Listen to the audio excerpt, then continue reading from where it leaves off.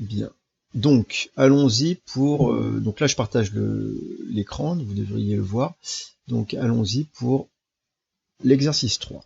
Alors, les deux exercices, 3 et 4, sont des exercices classiques de résolution d'équations différentielles du second ordre, comme l'exercice 1 qu'on avait fait pour le premier ordre. Hein. Voilà, exercice 1, c'était du classique. L'exercice 2, un petit peu plus compliqué, avec un problématisé, et puis des questions un petit peu différentes. Donc le 3 et 4 sont simples. L'exercice 6, ce sera donc l'exercice 5 sera l'exercice à faire pour le prochain cours, c'est-à-dire pour mercredi de la semaine prochaine. Voilà. Et là, on voit tout de suite que il va y avoir une question peut-être un petit peu plus délicate, puisque on a ici un second membre dans l'exercice 5 qui est un polynôme du second degré. Bon, donc il faudra regarder un petit peu tout ça. Allez, on revient d'abord sur l'exercice 3. Alors, on a une équation donc différentielle du second ordre avec un second membre qui est égal donc à petit x. Alors, première question. Alors, pour une fois, vous avez vu que les questions, par rapport à ce que je vous montre d'habitude, sont inversées. C'est-à-dire qu'on demande d'abord de vérifier que la fonction g de x égale x plus 2, qui est donc une fonction affine, est solution de l'équation grand E. Donc, au lieu de résoudre 0 qui n'est qu'à la question 2a, bah, on va déjà faire cette question-là. Donc, alors, est-ce que c'est logique que ça tombe sur une fonction affine? Ben oui, parce que vous avez vu le second membre, c'était petit x, et petit x c'est une fonction affine. Hein. Petit x, ça vaut 1 fois x plus 0, c'est bien l'expression d'une fonction affine.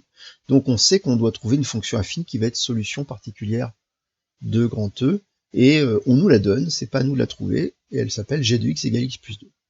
Donc, qu'est-ce qu'on fait? Ben, comme d'habitude, on va partir du fait que g est une solution,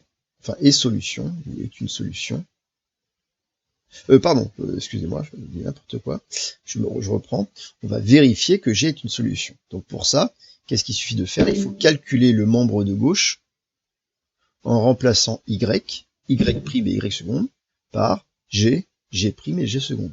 Autrement dit, on doit calculer G seconde de x moins 2 fois G prime de x plus G de x. Et il faut espérer qu'on tombe à la fin sur petit x. Alors c'est là où on voit qu'on a besoin de la dérivée de g et de la dérivée seconde de g. Alors elles sont, comme on part d'une fonction affine, c'est très facile. Des fois il y a du travail de dérivation. Là c'est relativement simple. Quelle est la dérivée de x plus 2? Je vous écoute. Non, c'est pas x. Non plus. Quelle est la dérivée de x plus 2? C'est le coefficient de x, donc c'est 1. On se rappelle que la dérivée de x plus b,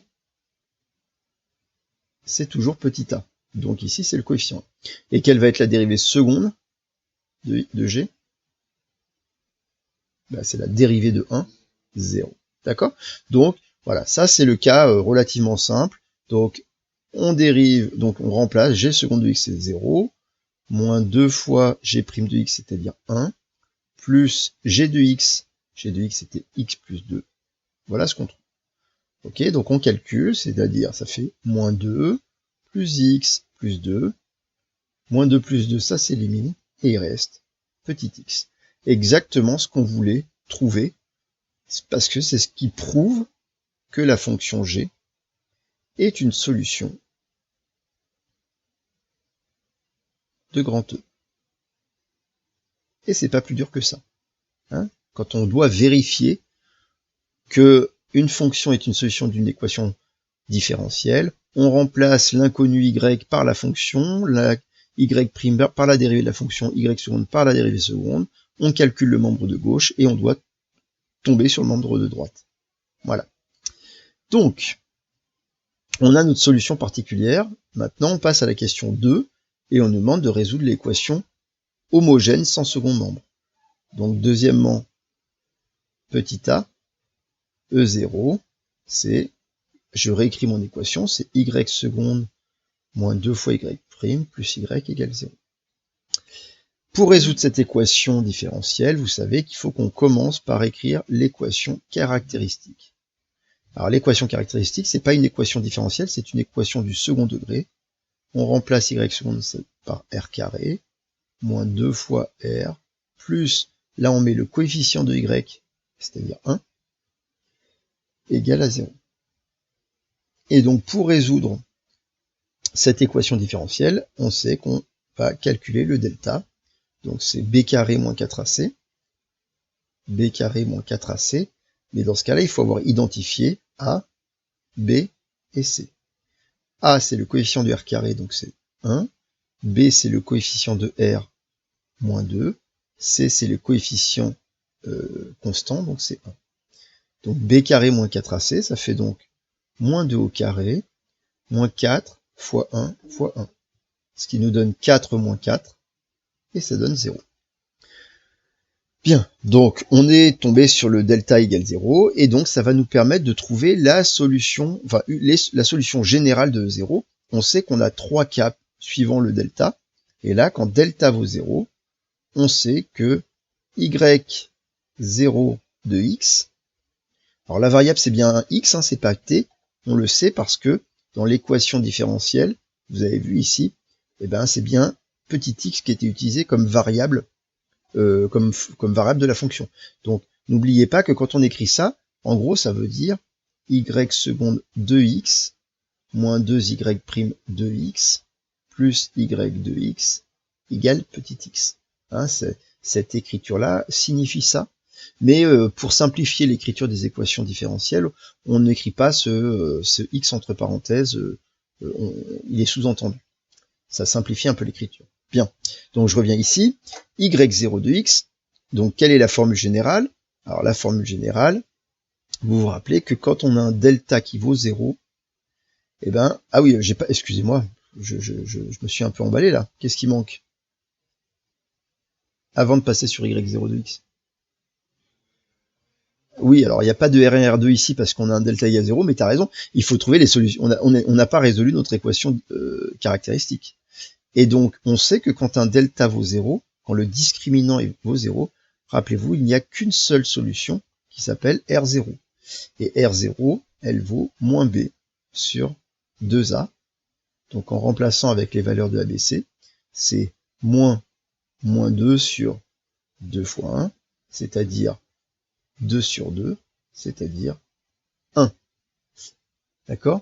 Donc, on a trouvé l'unique solution de l'équation caractéristique. Hein, R0 égale 1. Et c'est donc maintenant qu'on peut en déduire y0 de x. Alors y0 de x, qui me donne la formule générale, c'est-à-dire la solution de E0, hein, solution générale de 0.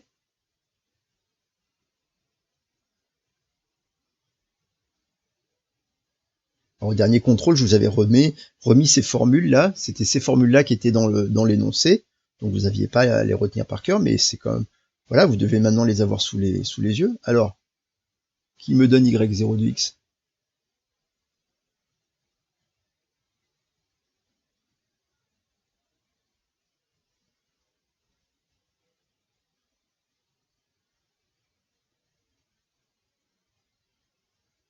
Bah, allez revoir vos cours si vous les avez pas, il faut les retrouver. Hein, vous rappelez-vous, on a un théorème qui nous dit si delta est strictement positif, voilà y0 de x.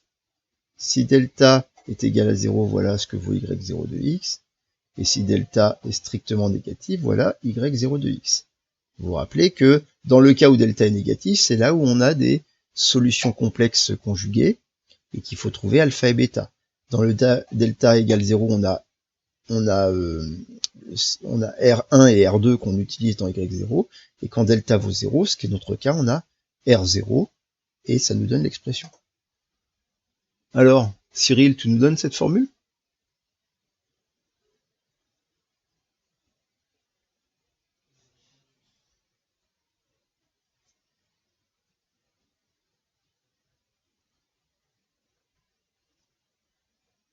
Allez, Kylian, si tu l'as, le premier qui la trouve, j'aimerais bien que vous soyez capable de les retrouver dans vos cours.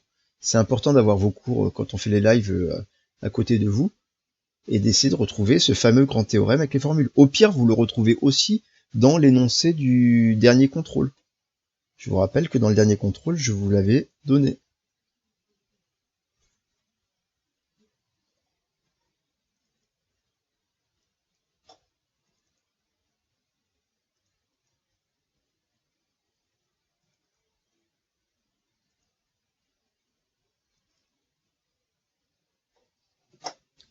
Rappelez-vous, ça c'était votre sujet de contrôle. Et à la fin, je vous ai donné le formulaire.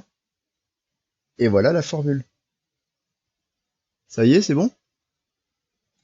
D'accord, donc y0 de x, c'est k1x plus k2 exponentielle de r0x. Alors, vous n'aviez pas fait l'effort de peut-être les apprendre puisque vous saviez que j'allais vous les redonner.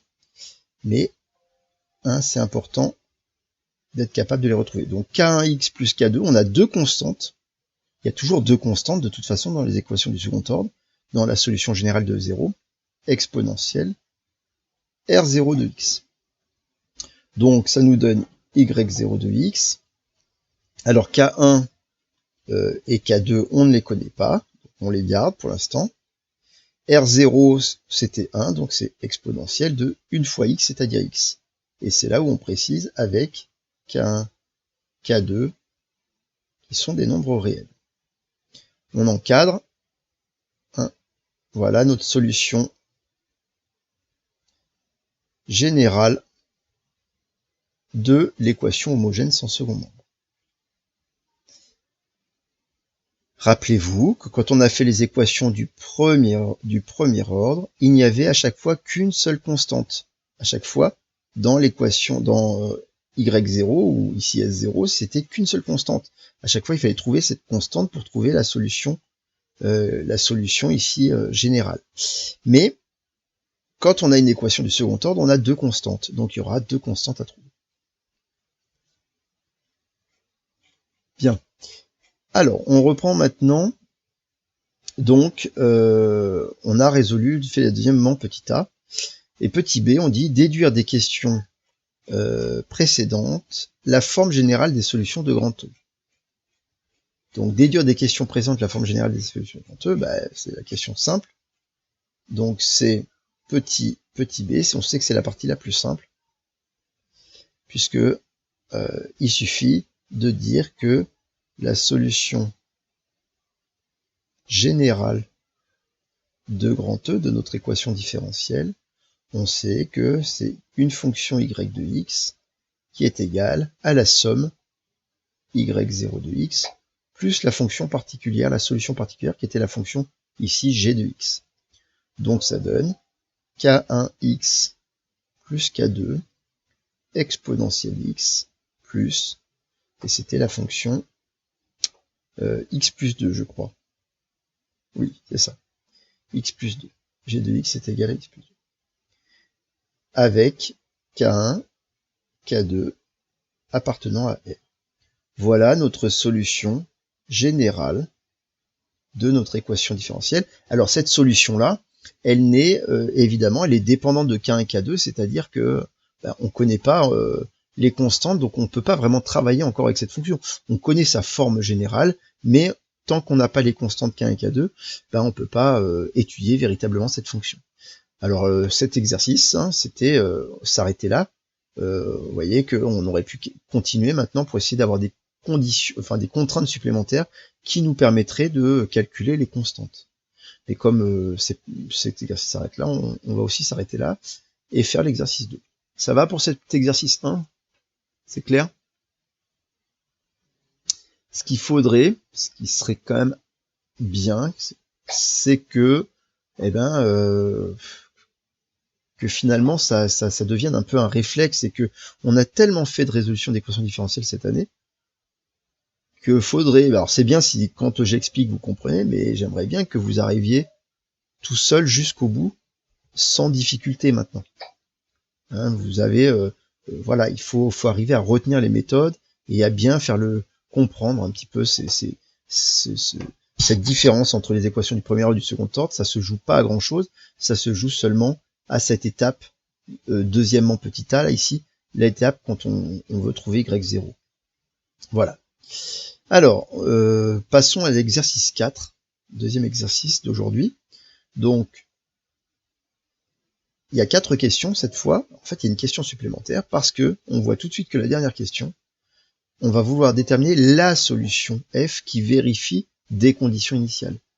Tout de suite, on sait que ça veut dire qu'à la fin, on aura une seule fonction, solution de cette équation différentielle, qui vérifie ces deux conditions-là. Donc, allons-y. Première question. Déterminer une fonction constante g, solution particulière de l'équation grand E. Oui, donc ça veut dire, encore une fois, c'est un peu inversé entre la résolution de 0 et la solution particulière. Mais c'est bien, il faut aussi, il y a pas mal de sujets où c'est inversé, donc il faut vous habituer à le faire dans un ordre ou dans l'autre. Alors elle s'appellera G, encore cette solution particulière, et la grande différence avec l'exercice 3, c'est qu'on ne la connaît pas. On ne nous la donne pas, ce n'est pas une vérification. Il faut la trouver, mais on sait que c'est une fonction constante. Fonction constante parce que le second membre lui-même, il était constant. Donc, parfait, on va poser la forme générale de cette fonction. On va dire g de x égale une lettre. Alors, rappelez-vous, on a déjà fait ça mercredi pour l'équation du premier ordre. C'était ici. On déterminait une fonction constante g solution de E. Et on avait posé g de t égale grand A, et on cherchait la valeur de grand A. Bah voilà, on va faire pareil. On va poser g de x, puisque la variable... Alors la variable ici, en fait, on pourrait mettre t ou x, puisqu'on voit que nulle part n'est indiqué si c'est du petit x ou du petit t. Bah, on peut garder petit x. Hein. Donc g de x égale grand A. Grand A est une constante, hein, c'est un nombre réel. Et donc on doit trouver grand A. Et donc, comme dans l'exercice de mercredi, on part de cette égalité-là et on va raisonner par équivalence pour trouver grand A. Pas tout à fait, il faut que je rajoute quelque chose.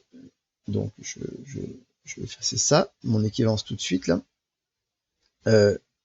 Il faut se dire qu'on va partir du fait que G est une solution de l'équation grand E. Ça, c'est notre point de départ. Et le fait que G soit solution de l'équation grand E, c'est équivalent à ce que G seconde de x plus 2 fois G' de x plus 17 fois G de x soit égal à... Alors attention, l'équation grand E, c'est égal à 34. Ne pas confondre avec E0. Ok, voilà ce que doit vérifier ma fonction g pour être solution de grand E. C'est une fonction constante, donc ça c'est parfait parce que je sais que la dérivée d'une constante c'est 0, et la dérivée seconde d'une constante c'est aussi 0, puisque c'est la dérivée de 0. Donc g seconde 0 ça vaut 0, g' de 0 ça vaut 0, et g de x ça vaut grand A. Vous voyez ce qu'on trouve. 17 grand A égale 34. C'est équivalent à ce que grand A égale 34 divisé par 17, mais 34 divisé par 17, ça fait 2. Ok, donc G sera une solution de grand E, si et seulement si grand A égale 2. Ça montre aussi qu'il n'y a qu'une seule fonction constante qui est solution de grand E, puisqu'il faut nécessairement, si une fonction constante est solution de grand E, nécessairement il faut que grand A, cette constante, soit égale à 2. Donc voilà, on a trouvé notre solution, et on sait en fait qu'il n'y en a qu'une constante qui est solution de grand E. Vous m'interrompez s'il y a des choses qui sont pas claires. Hein. Voilà. Bien, étape suivante, on va résoudre l'équation différentielle, l'équation homogène sans second membre. On a perdu Timothée. Bon, là, il rattrapera. Et on a retrouvé Timothée. Ok. Alors, allons-y pour donc le petit 2. Alors, la deuxième question, c'était résoudre l'équation E0 Donc, on va noter notre équation ici. Donc E0, c'était y seconde plus 2y' plus 17y est égal à 0. Ok, on veut résoudre l'équation homogène sans second membre, donc on commence par écrire l'équation caractéristique. Donc, à la place de y seconde, on met r carré, là on met 2r, et on écrit plus 17, égal à 0. Petit a, c'est égal à 1, c'est le coefficient de r carré, petit b est égal à 2, le coefficient de r, petit c est égal à 17. Et donc, on va calculer le delta, delta b carré moins 4ac, donc ça fait 2 au carré moins 4 fois 1 fois 17. Ce qui nous donne 4 moins 68. 2 fois 17 c'est 34, donc 4 fois 17 c'est 68, et ça donne moins 64. Delta est strictement négatif. Ah, puisque delta est strictement négatif, on sait que cette équation du second degré, elle admet deux solutions complexes conjuguées. Donc, R1, rappelez-vous, la formule, c'est donc moins B, moins I racine carrée de moins delta sur 2A.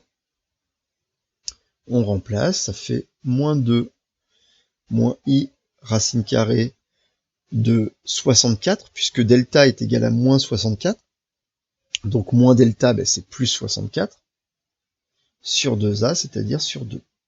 Alors la racine de 64, ça fait 8, donc c'est moins 2 moins 8i sur 2. Et en divisant tout par 2, moins 2 sur 2, c'est égal à moins 1.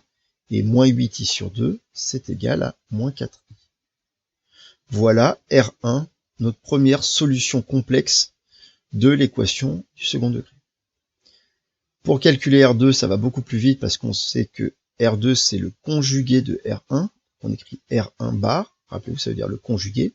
Et le conjugué, c'est seulement qu'on prend l'opposé de la partie imaginaire. Donc c'est moins 1 plus 4i. Bon, on n'en a pas véritablement besoin en fait, hein, mais on sait que voilà, on a nos deux solutions. Pourquoi on n'en a pas véritablement besoin? Parce qu'on sait que c'est pas R1 et R2 qui vont intervenir, c'est en fait seulement la partie réelle et la valeur absolue, la partie imaginaire. Donc c'est alpha qui vaut moins 1, c'est la partie réelle commune aux deux solutions, et bêta, on prend la valeur absolue de la partie imaginaire, donc là on a moins 4 et 4, mais on va prendre 4 pour bêta. Et c'est cette valeur-là de alpha et bêta qui interviennent dans la solution générale de 0. Donc là, c'est vraiment la partie où il y a le plus de travail dans les équations différentielles du second ordre. C'est quand on a un delta négatif avec des nombres complexes qui interviennent, etc. Il faut vraiment bien comprendre que la méthodologie, c'est ça. Et après, on applique la formule. Alors, que nous dit la formule pour y0 de x? Alors, on se rappelle, c'est de l'exponentielle de moins alpha x. Pardon, je recommence. C'est... tiens, d'ailleurs, je pensais que je l'avais... c'est exponentielle de alpha x, pas moins alpha x. Donc là, je vous le montre. Parti sur autre chose. Donc c'est exponentielle de alpha x. Hein, on est dans ce cas-là. Facteur de k1 cosinus bêta x plus k2 sinus bêta x. On a encore k1, k2 qui sont deux solutions. Donc exponentielle de alpha x. Facteur de k1 cosinus bêta x plus k2 sinus bêta x. Ok, donc on remplace, ça nous fait y0 de x est égal à exponentielle de moins x, puisque alpha est égal à moins 1, facteur de k1 cosinus 4x plus k2 sinus 4x, avec k1, k2, toujours pareil, nos deux constantes réelles. Voilà notre solution générale de l'équation homogène sans second membre. Ça va? Je vais rajouter une... J'ai pas terminé, donc on va rajouter une petite page.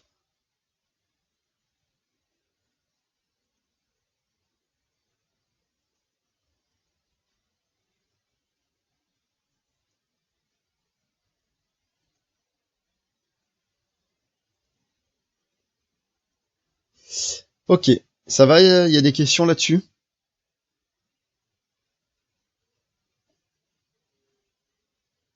Timothée, c'est bon? Je sais que tu es un peu moins à l'aise sur les équations que sur les stats.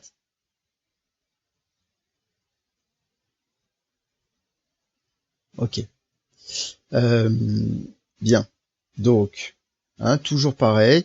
On a la question 1, c'était ici trouver la solution particulière, on l'a trouvé, notre solution particulière de grand E. La question 2, c'est déterminer la solution générale de l'équation homogène sans second membre. La question 3, c'est toujours la même, déduire des questions précédentes la solution générale de grand E. Donc petit 3.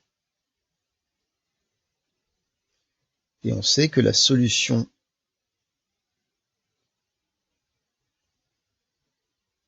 générale de grand E, on va l'appeler y de x, et elle vaut y0 de x plus g de x. Alors souvent on l'appelait f, nous, mais dans l'exercice ça s'appelle g.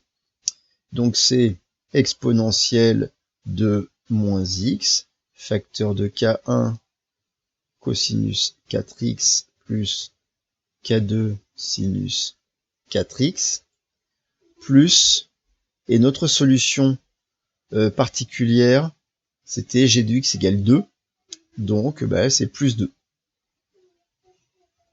Tout ça avec K1, K2 appartient à R. Voilà donc y0 de x, et voilà notre forme générale de nos solutions, de nos solutions de l'équation différentielle grand E. Ok? Bon, il reste une dernière question. Cette dernière question, c'est déterminer la solution f.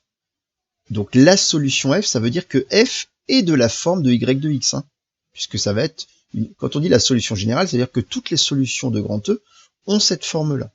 Donc quand on dit déterminer la solution f qui vérifie les constantes f de 0 égale 3 et f' de 0 égale moins 1, voilà, on sait en fait trois choses dans cette question 4.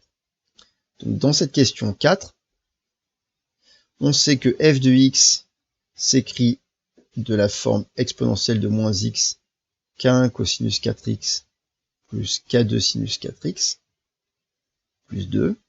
Et on sait aussi que f de, je revois, c'était f de 0 égale 3 et f' de 0 égale moins 1. Donc on sait aussi que f de 0 est égal à 3 et f' de 0 est égal à moins 1. Vous voyez que c'est ces trois choses que l'on sait sur la fonction f. Et c'est suffisant pour la connaître entièrement, parce que ces deux égalités-là vont nous permettre de trouver les deux inconnus qui sont K1 et K2. Bien, alors commençons par la première. Alors, rappelez-vous, je vous avais dit, quand on a deux inconnus, il faut qu'on forme deux équations, dont les inconnus seraient K1 et K2. Mais pour former deux équations, il faut qu'on parte de deux égalités que l'on connaît. Les deux égalités qu'on connaît, elles sont ici. On appelle ça souvent les conditions initiales. Pourquoi? Parce que comme c'est à x égale 0, si x représente le temps, ça veut dire c'est dans notre système, c'est ce qui se passe au moment où le système se démarre, c'est-à-dire à l'instant initial.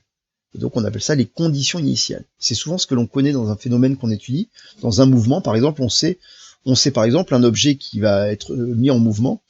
Si on sait à quelle est sa position initiale et quelle est sa vitesse initiale, ça va nous permettre de savoir, avec les contraintes physiques soumises à cet objet, ça va nous permettre de savoir quelle est sa trajectoire complète, en fait, de pouvoir la prévoir. Et autrement dit, ici, de connaître complètement la fonction, si la fonction représentait sa trajectoire.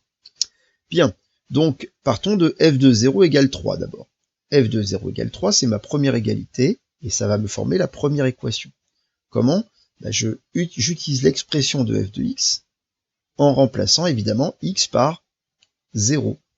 Donc ça va donner exponentielle de moins 0, facteur de k1 fois cosinus de 4 fois 0, plus k2 fois sinus de 2 fois 0, plus 2, ça doit être égal à 3.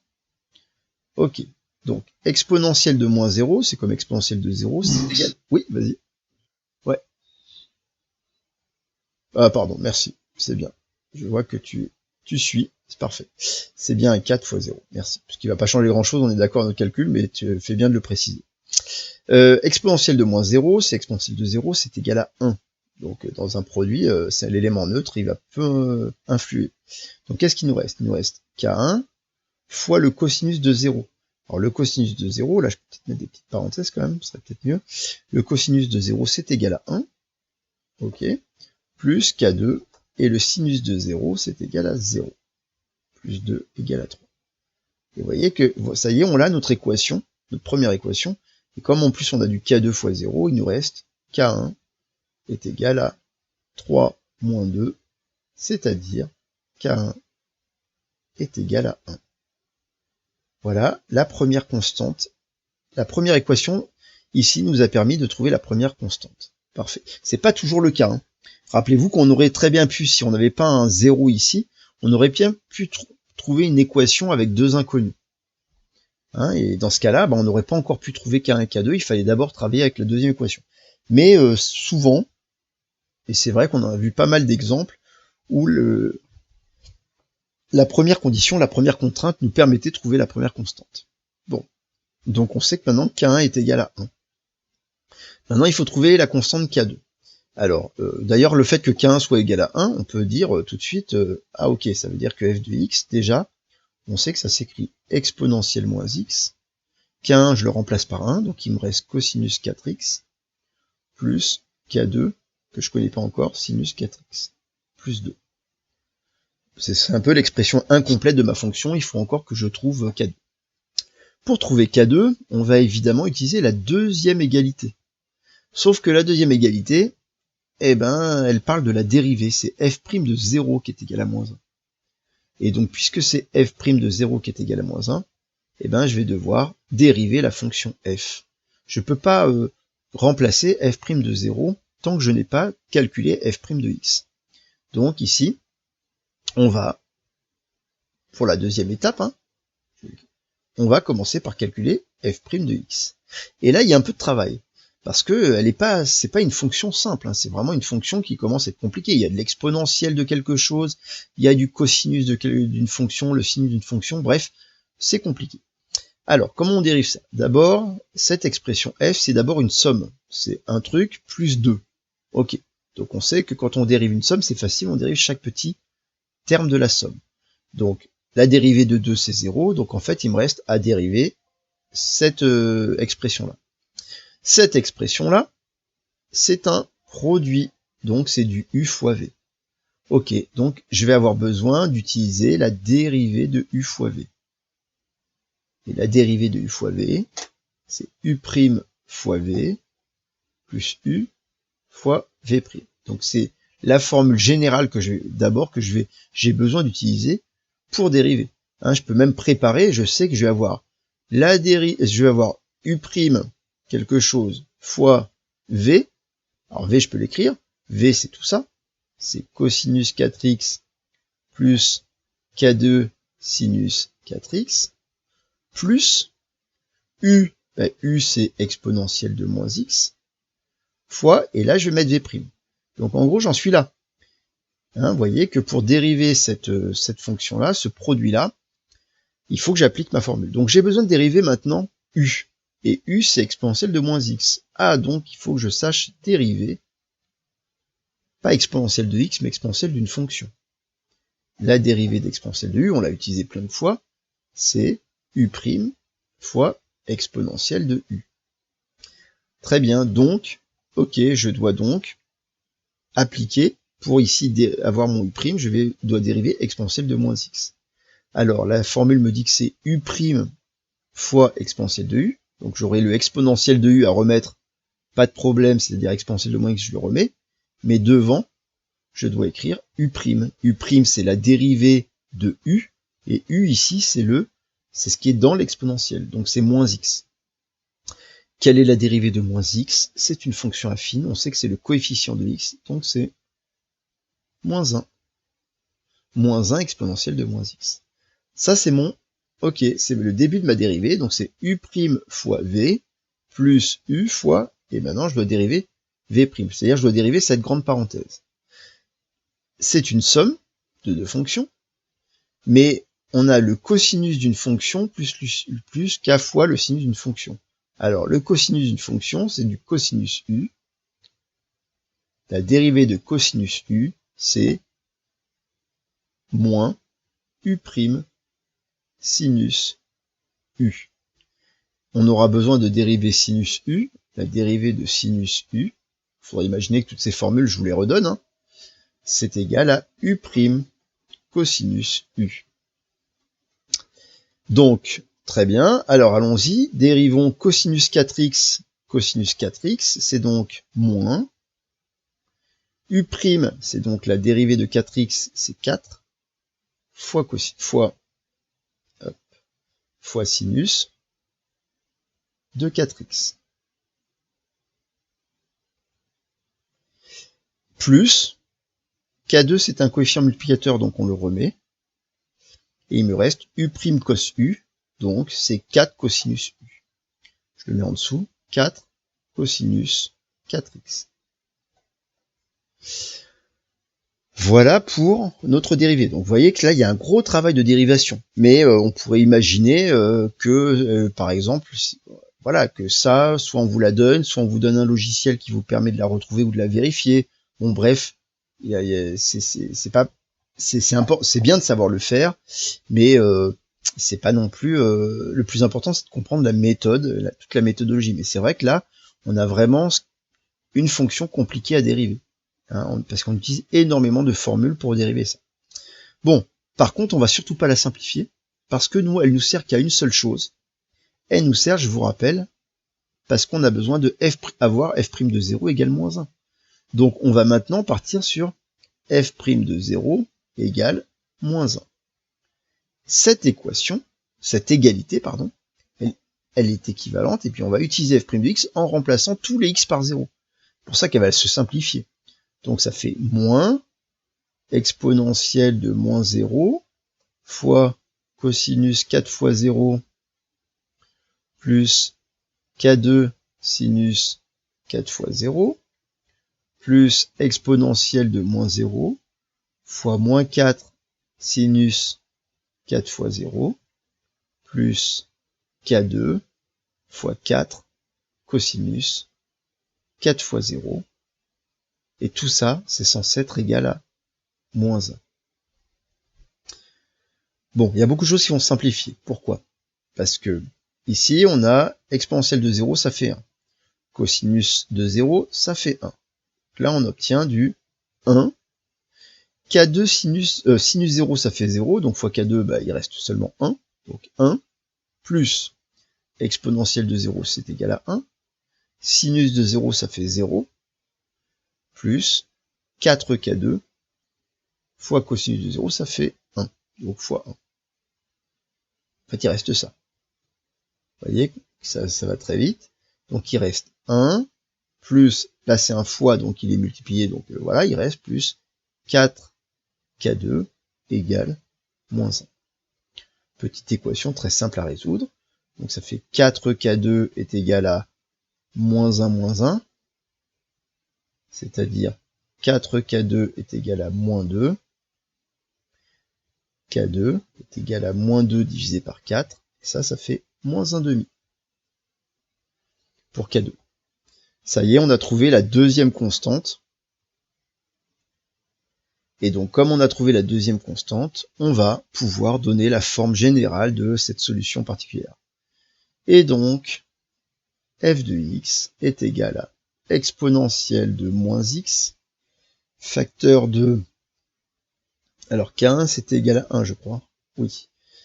Facteur de cosinus 4x moins 1/2 de sinus 4x plus 2. Et regardez, ici, il n'y a plus aucune constante, c'est une fonction que l'on connaît entièrement. On connaît entièrement son expression. Donc maintenant, si cette fonction représentait un phénomène particulier, on pourrait, et si x représentait le temps, on pourrait connaître la valeur de ce phénomène, si c'est une distance, je sais pas moi, une intensité de force, une vitesse, n'importe quoi, on pourrait connaître sa valeur pour à n'importe quel instant, puisqu'on connaît entièrement la fonction. On pourrait étudier ses variations, savoir quand est-ce que c'est positif, quand est-ce que c'est négatif. Bref, ça y est, la fonction est trouvée. Alors, ce qui est un peu paradoxal, c'est que dans vos études de maths, vous avez appris à étudier des fonctions dès le lycée, première année, et puis là, en deuxième année, finalement, c'est pas l'étude de la fonction qui nous intéresse, c'est l'obtention de la fonction. Trouver la bonne fonction qui modélise le phénomène à partir d'une équation différentielle qui serait déterminée grâce aux principes physiques, grâce au bilan des forces qui s'appliquent à l'objet, etc., etc. Et nous, on apprend juste à trouver la fonction, mais on fait plus l'étude, on s'intéresse plus à l'étude. Bon, on est d'accord que cet exercice-là, il prend du temps, parce qu'il y a beaucoup de travail, surtout dans cette partie 4, en fait, c'est pour trouver les constantes, il y a beaucoup de calculs. Ok. Une manière que ce soit plus facile, cette question 4, une autre manière de vous la poser, ce serait de vous donner cette fonction-là, et de vous demander seulement de vérifier que f de 0 est égal à 3 et que f' de 0 est égal à moins 1. Alors pour f de 0 égale 3, c'est pas compliqué, vous remplacez x par 0 et vous montrez que ça fait bien 3. Par contre, pour vérifier la deuxième, que f' de 0 est égal à moins 1, il n'y a pas le choix, on est obligé quand même de dériver cette fonction. Donc de dériver cette fonction, puis de remplacer x par 0, donc ça demande quand même un peu de travail. La seule chose, c'est qu'il n'y a pas de résolution d'équation. Est-ce que ça va? Même si je sais que c'est un peu plus difficile. C'est bon pour tout le monde? Bien. Travail à faire, on va s'arrêter là. Travail à faire pour mercredi. À vous de un peu vous creuser la tête sur cet exercice 5, qui a, c'est encore une équation du second membre, mais il y a un second membre un petit peu plus complexe, et au lieu de vous le donner, on va vous demander de le trouver. C'est-à-dire de trouver A, B et C pour qu'une fonction polynôme second degré soit solution de l'équation. Allez, je vous laisse chercher ça pour mercredi, et on corrigera ça mercredi, ça nous prendra, je pense, toute l'heure pour le corriger. C'est bon, on s'arrête là ?